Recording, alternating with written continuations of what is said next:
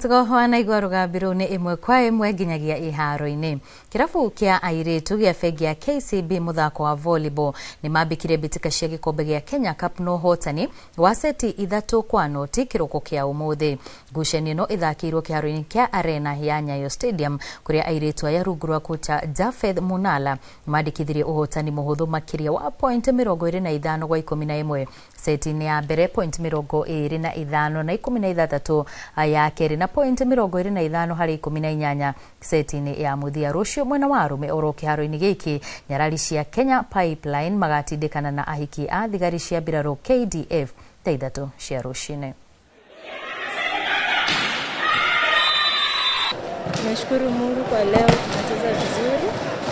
Though hatuja win but we have done our best. I think next time tunaenda kuangalia our weaknesses na tutarekebisha. Na feel vizuri sana kwa support ya team na management.